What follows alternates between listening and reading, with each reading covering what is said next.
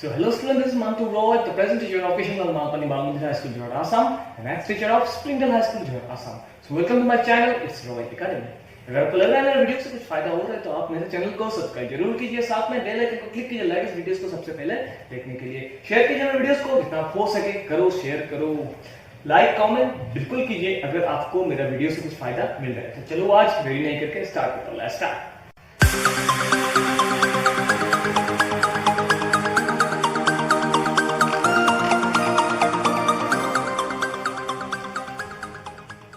आज एक्सरसाइज 10.4 का question number 6 से स्टार्ट करूंगा। चलो देखते हैं क्या है। A circular park of radius 20 meter is situated in a colony. एक कॉलोनी था, ठीक है। उस कॉलोनी में एक कॉलोनी था, सर्कुलर पार्क था, मतलब एक पार्क था एक कॉलोनी में, that is circular park, that means circle एक था। तो उसका रेडियस था 20 मीटर। उस सर्कल का रेडियस था 20 metre. So three boys, Ankur, Syed and David are sitting at equal distance on its boundary. तीन लड़का था, सैयद, अंकुर मतलब A, S और D, तीनों सर्कल का बाउंड्री मतलब पार्क का बाउंड्री में स्टैंडिंग था।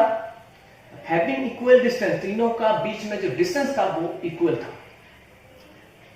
Each having toy telephone, उन लोगों के पास टॉय टेलीफोन था जो हम लोग बचपन में यूज किया था, टॉय टेलीफोन वायर लगा के। In his hand to talk each other, एक दूसरे से और टॉय टेलीफोन से बात कर रहा था। So find the length of each string of each phone.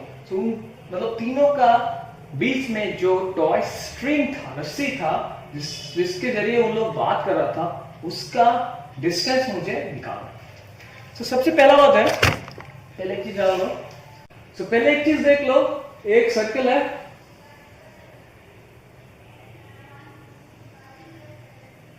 और एक इक्विलेटरल ट्रायंगल है और ये सेंटर है, ठीक है।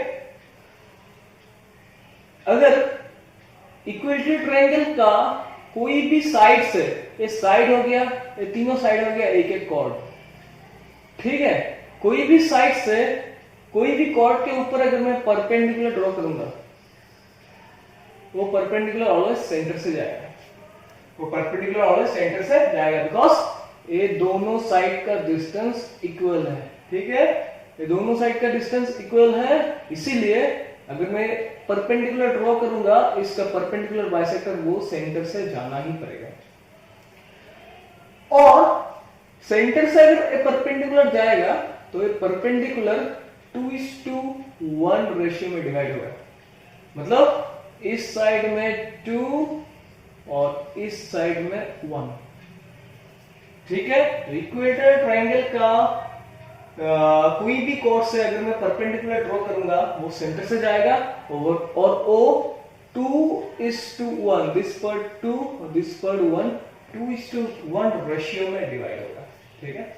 नाउ यू सी, एक सर्कल था, उस सर्कल का बॉडी में तीन लड़का खड़ा था, एक हो गया अंकुर, एक हो गया मनदीप और एक हो गया अंकुर, एक हो गया सैयद और एक हो गया डेविड,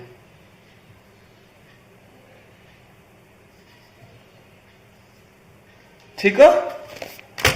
नाउ यू सी, मुझे तीनों का बीच का डिस्टेंस निकालना है, मतलब यहां से इसका डिस्टेंस इक्वल था, इसका डिस्टेंस इक्वल था और इसका भी डिस्टेंस इक्वल था। तो तीनों को ज्वाइन करने से अगर तीनों का डिस्टेंस इक्वल था, it is an equilateral triangle.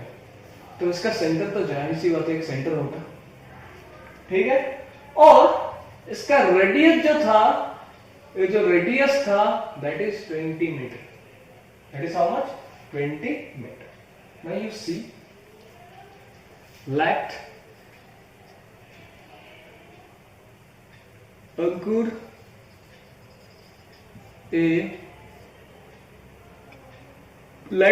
Is equal to A, angle को मैंने ए पकड़ा, सैयद को मैंने एस पकड़ा और डेविड को मैंने क्या पकड़ा, डी पकड़ा, okay. So O is the center of the circle. O is the center of of the circular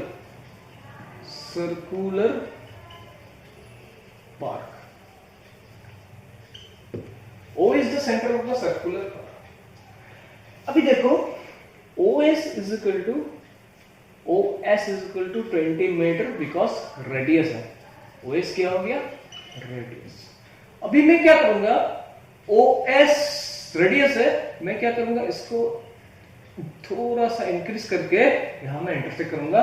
तो इस कॉर्ड का देखो यहां से सेंटर तक ज्वाइन हुआ और एकदम दो इक्वल साइड का बीच में जो ज्वाइनिंग पॉइंट है वो आके लगा, तो ये हो गया परपेंडिकुलर बाइसेक्टर.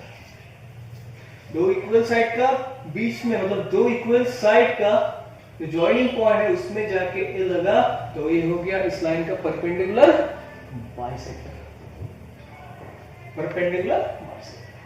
सो O से S का वैल्यू है 20 मीटर, 2:1. हाँ, अभी देखो मैंने पहले ही बोला था, कोई भी कॉर्ड से, ठीक है, अगर मैं इक्विलैटरल ट्रायंगल का कोई भी कॉर्ड से अगर मैं परपेंडिकुलर ड्रॉ करता हूं, वो सेंटर से जाएगा और वो 1:2, मतलब बड़ा वाला पार्ट 2 और छोटा वाला पार्ट 1, छोटा वाला पार्ट 1, बड़ा वाला पार्ट 2, 1:2 रेशियो में डिवाइड होगा. ठीक है. सो देखो ये हो गया O. देयरफॉर इसको देता हूं ASV, इसको देता हूं P.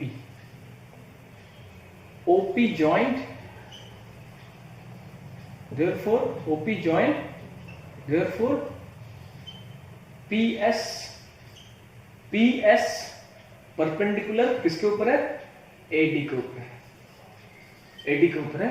Therefore अगर ये परपेंडिकुलर है कॉर्ड के ऊपर, अगर परपेंडिकुलर है तो this is to this, therefore PO, ये वाला पार्ट O है, PO is 2 कितना है? OS इसका रेशियो होगा, PO वाला पार्ट होगा 1 और OS वाला पार्ट होगा 2. इसका वैल्यू मुझे पता है, मुझे इसका वैल्यू चाहिए, मुझे इसका क्या चाहिए? वैल्यू चाहिए. ठीक है, चलो देखते हैं कैसे करते हैं. और एक कंस्ट्रक्शन करना पड़ेगा, दैट इज कोई भी ज्वाइन कर दो, कोई भी एक रेडियस ज्वाइन कर दो. इसको ज्वाइन करता हूं, OA ज्वाइन. यहां मैं OP ज्वाइन किया, यहां मैं लिख देता हूं, फिर से यहां मैं लिख देता हूं OP join, OA join, therefore OA join. अभी PS परपेंडिकुलर, PS जो है वो AD के ऊपर परपेंडिकुलर. ठीक है. मैं यू सी 1:2 रेशियो, इसका रेशियो है 1:2 और इसका वैल्यू मुझे पता है, रेडियस दिया हुआ है 20 मीटर. ठीक है. So now let PO is equal to 1x और OS is equal to 2x. इस OS का वैल्यू मुझे दिया हुआ है, that is 20 meter. Therefore 2x is equal to 20 meter. Therefore x is equal to 20/2 is equal to how much? 10 meter. x का value मुझे मिल गया 10 मीटर. अगर x का वैल्यू 10 मीटर है तो PA का वैल्यू होगा, that part is 10 meter. Therefore PA is equal to, sorry, PA नहीं, PO is equal to 1x, 1 into 10 meter is equal to 10 meter. PO मिल गया. AO is equal to 20 meter. A से O है, A 20 meter. क्यों है? Radius. Now you see that एक right triangle है, इसका वैल्यू मिल गया, इसका वैल्यू मिल गया, इसका वैल्यू निकालना है. और A हो गया परपेंडिकुलर बाइसेक्टर. अगर इसका वैल्यू मिल जाएगा तो इसका वैल्यू मिल जाएगा. दोनों ऐड करने से पूरा साइड का वैल्यू मिल जाएगा. अगर एक का मिल गया तो तीनों इक्वल है. Therefore in right triangle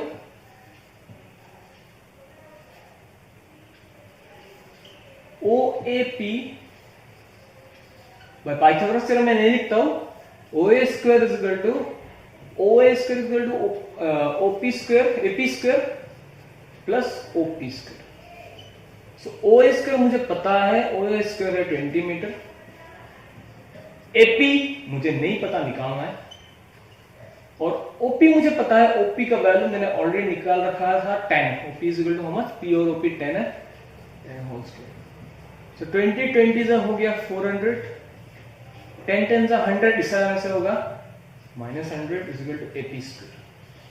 Therefore AP is equal to, इस चीज को माइनस करने से 300 रूट ओवर 300, इस चीज को माइनस करने 300, स्क्वायर को इस साइड ले गया रूट ओवर, और AP is equal to, इसको करने से होगा 3 into 100, so 10 root 3.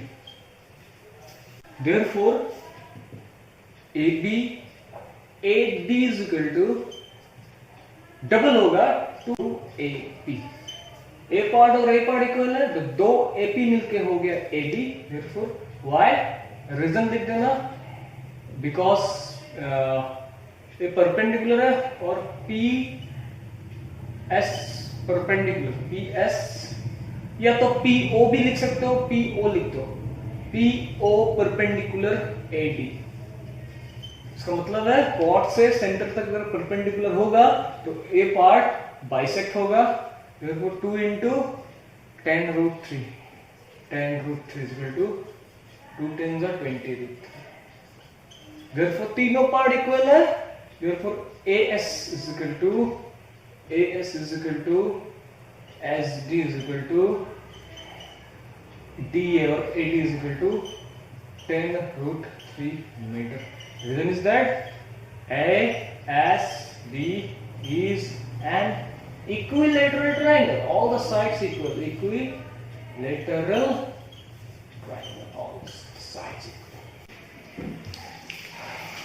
Now, next एक थ्योरम कराऊंगा. 10.8 का, सॉरी 10.8 नहीं, हाँ 10.8 का. The angle subtended by an arc at the center is double the angle subtended by its at any point on the remaining part of the circle. इसका मतलब है the angle subtended by an arc, कोई भी arc से, circle का कोई भी एक कटा हुआ पार्ट से एक एंगल ड्रॉ किया सेंटर तक, इज डबल, जो डबल है, किसका डबल देखो, the angle subtended bye it at any point of the remaining part of the circle.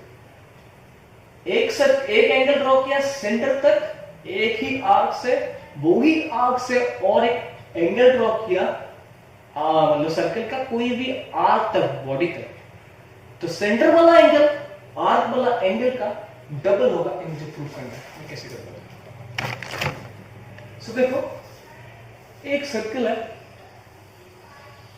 एक सर्कल का पकड़ लेते हो ए बी, एक आर्क है.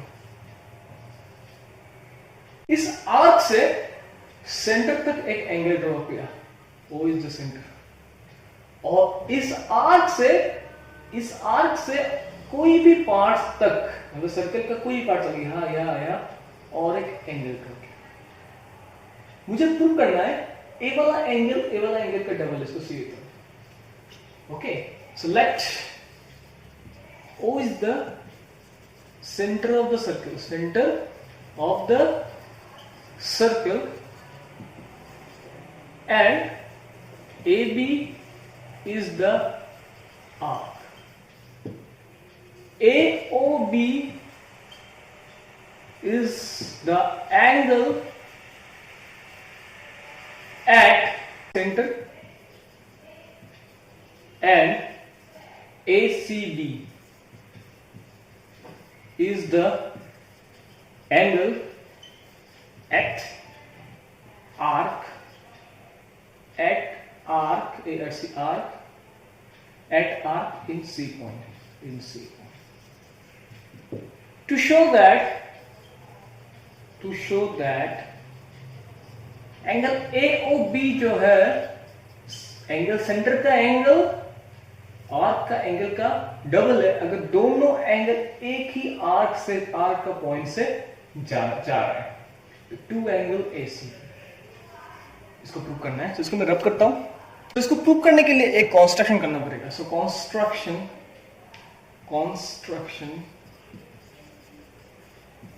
इसको प्रूव करने के लिए एक कंस्ट्रक्शन मुझे करना ही पड़ेगा, नहीं तो प्रूफ पॉसिबल नहीं है। कंस्ट्रक्शन मतलब क्या करना है, OC को थोड़ा इंक्रीज करना है, पकड़ लेते हो D तक इंक्रीज करना है।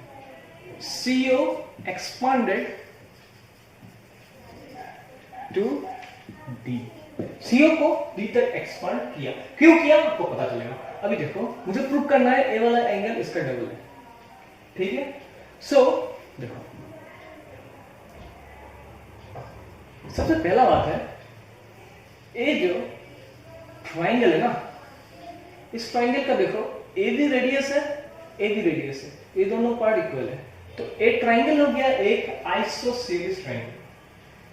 So OC is equal to OB, same radius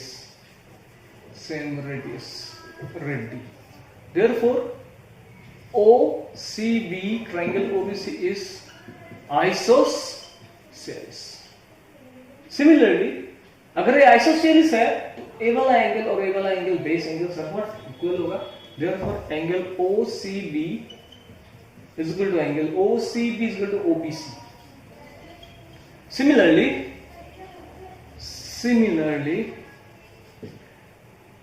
AB radius है, AB रेडियस है, so OC equal to OA। Therefore triangle COA is isosceles। अगर AB आइसोसेलेस है तो A वाला एंगल और A वाला एंगल भी क्या होगा, इक्वल होगा, बेस एंगल। Therefore एंगल पहले लिया था OCB, so OCA is equal to angle OAC, ठीक है। ये 1 हो गया, 2।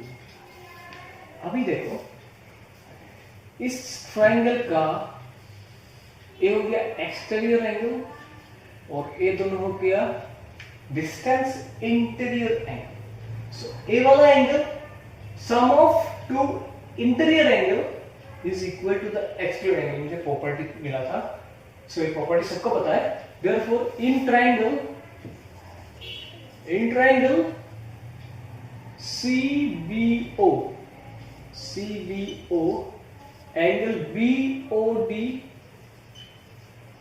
Equal to angle exterior angle interior angle का इक्वल है, दोनों का एडिशन का इक्वल है। So BOD is equal to angle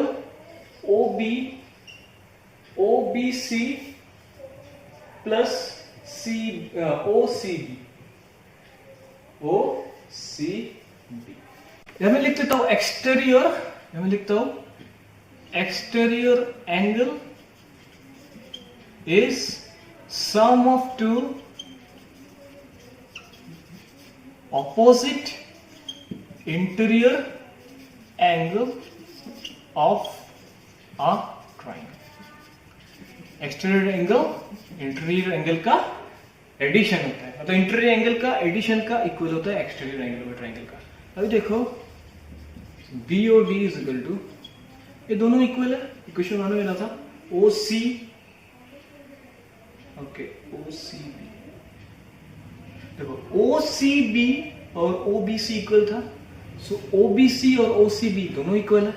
so BOD मुझे इस इक्वल इसके साथ इसको इक्वल दिखाना है, तो इसके साथ लगाओ एंगल ये दोनों है, इसके साथ लगाओ एंगल ये दोनों है। तो मैं ये दोनों अगर इक्वल है तो दोनों को C में मैं कन्वर्ट कर दूंगा। देयरफॉर OCB प्लस OCB इसमें दूंगा from 1। Therefore BOD is equal to 2OCB हो गया। सिमिलरली देखो इस ट्रायंगल का ये भी एक्सटीरियर एंगल है, ये दोनों इंटीरियर एंगल है। Similarly A exterior angle, therefore AOD is equal to AOD exterior, ये दोनों interior, exterior angle is equal to OAC plus OCA O C A. अभी देखो इक्वेशन 2 में देखो A O D is equal to, equation 2 से देखो दोनों equal है, सी के इक्वल ए है, मुझे सी चाहिए तो एक काम करूंगा, सी ए को सी में कन्वर्ट कर दूंगा, ठीक है। तो क्या था पहले, ओ ए सी को मैं ओ सी ए में डाल देता हूं और इसको देता हूं ओ सी ए, इसमें लिख देता हूं फ्रॉम 2, 2 नंबर से मुझे मिला, ठीक है। तो ओ सी इज इक्वल टू आ जाएगा, इसको देता हूं, इसको मैं फ्रॉम 2, इसको मैं देता हूं 3। सो ए ओ डी, ओ सी के साथ ओ सी ए ऐड करने से ओ सी ए प्लस ओ सी ए 2 ओ सी ए, ठीक है। इसको देता हूं 4। अगर मैं 3 के साथ 4 को ऐड कर दूंगा तो B O D plus A O D, दोनों को ऐड करने से मुझे कंप्लीट ए ओ डी मिलेगा। और ओ सी ए के साथ ओ सी ए के साथ ओ सी बी ऐड करने से मुझे पूरा एंगल मिलेगा O C B. Therefore from 3 plus 4,